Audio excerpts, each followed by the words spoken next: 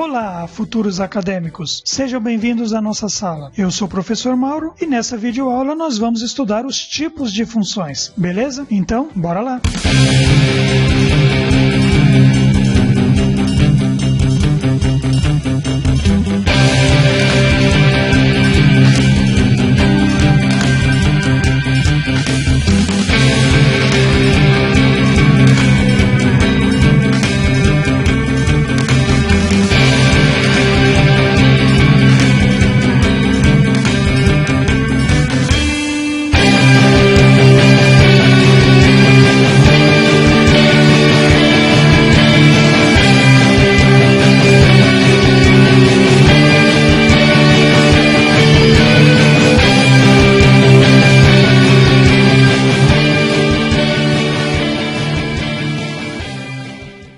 Sabemos que as funções são relações entre conjuntos de elementos construída através de uma lei de formação. Através dessa regra, cada elemento de um conjunto gera um elemento no outro conjunto. Sejam dois conjuntos A e B quaisquer, podemos relacionar seus elementos através da função f.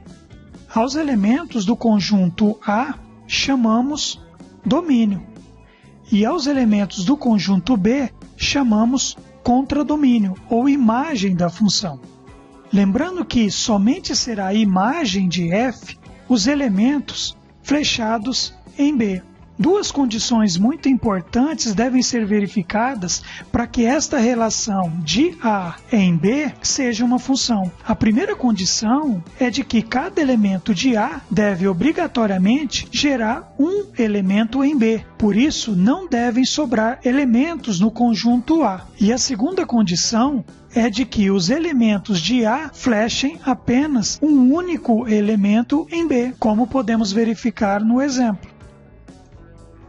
As funções podem ser divididas em três grupos. O primeiro é o grupo das funções injetoras.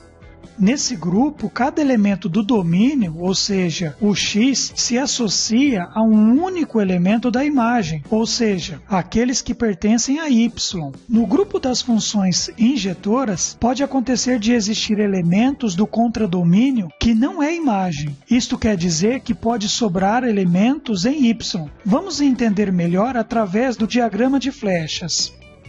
Sejam dois conjuntos A e B, onde todo x pertence a A e todo y pertence a B. Lembra que x são as abscissas e y são as ordenadas da função. Percebemos através do diagrama de flechas que sobram elementos em B e que cada elemento de B é flechado por um único elemento de A. Estas são as características de uma função do grupo das funções injetoras. Vemos nesse exemplo que o domínio são as abscissas 0, 2 e 3, que pertencem a A. A imagem são as ordenadas 0, 4 e 9, que pertencem a B. Lembre-se que imagens são todos os números que são flechados pelos elementos do conjunto A. E o contradomínio são todos os elementos de B, ou seja, menos 2, menos 1, 0, 4 e 9. Nas funções injetoras, a imagem é sempre menor que o contradomínio.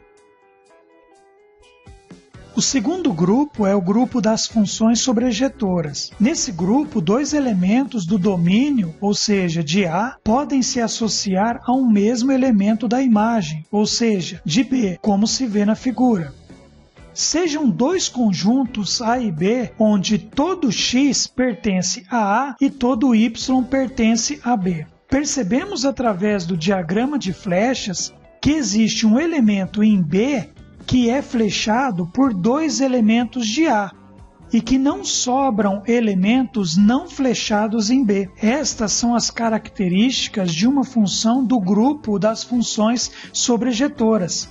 Vemos nesse exemplo que o domínio são as abscissas menos 2, 0, 2 e 3, que pertencem a A, e que tanto a imagem quanto o contradomínio são as ordenadas 0, 4 e 9, que pertencem a B. Nas funções sobrejetoras, a imagem é sempre igual ao contradomínio. O terceiro grupo é o grupo das funções bijetoras. Nesse grupo, a função é ao mesmo tempo injetora e sobrejetora, ou seja, cada elemento do conjunto B é gerado por um único elemento de A e não sobram elementos em B.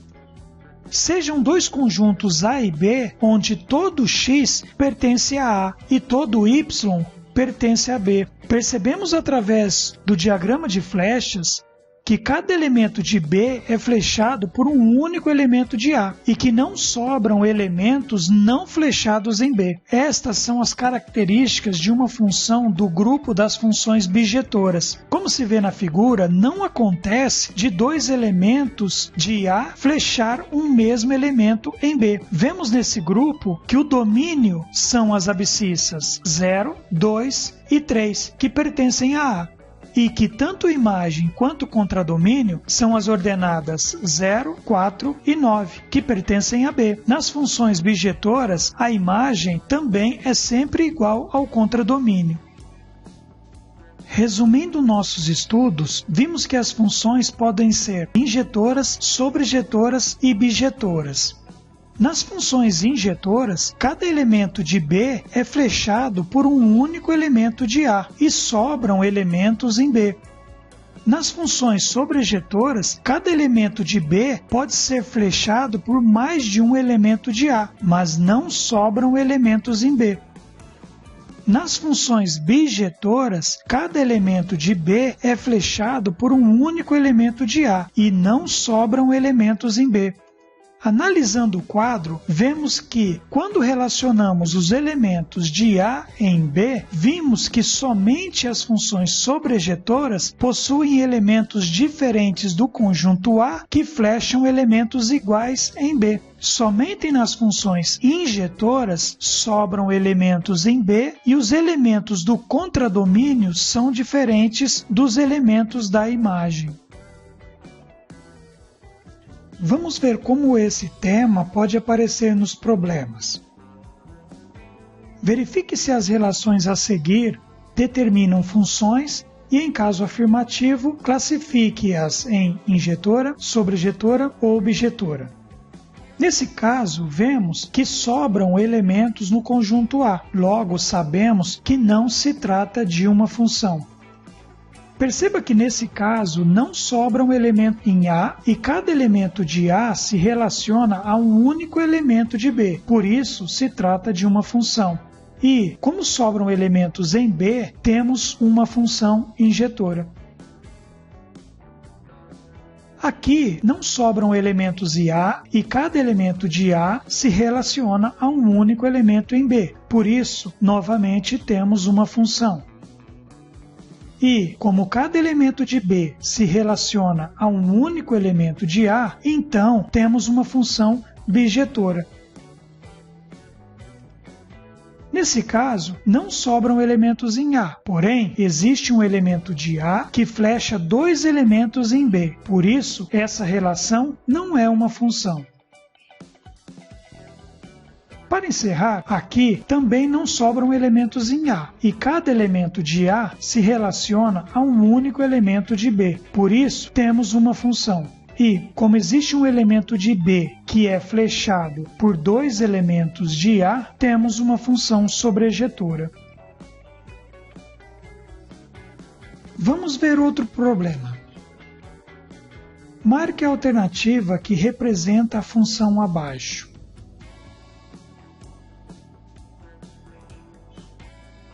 Através da figura, vemos que se trata de uma função, pois não sobram elementos em A e cada elemento de A se relaciona com um único elemento em B, por isso, uma função. Como não sobram elementos em B, não pode ser uma função injetora, então descartamos as alternativas B e E. Como os elementos de B se relacionam com um único elemento de A, não pode ser sobrejetora, então descartamos a alternativa C. Podemos resolver as funções para qualquer x. Logo, resolvendo f de 3, por exemplo, nas alternativas A e D, teremos que, para a alternativa A, f de x é igual a 2x mais 2. Substituindo 3 no lugar de x, temos que f de 3 é igual a 2 vezes 3 mais 2. Efetuando os cálculos, temos que f de 3 é igual a 8. Para a alternativa D, f de x é igual a 2x ao quadrado. Substituindo 3 no lugar de x, temos que f de 3 é igual a 2 vezes 3 elevado ao quadrado. Efetuando os cálculos, temos que f de 3 é igual a 18. Portanto, a alternativa correta é a letra D. Nós ficamos por aqui. Assista ao vídeo quantas vezes você precisar. Deixe aí seus comentários. E até a próxima videoaula.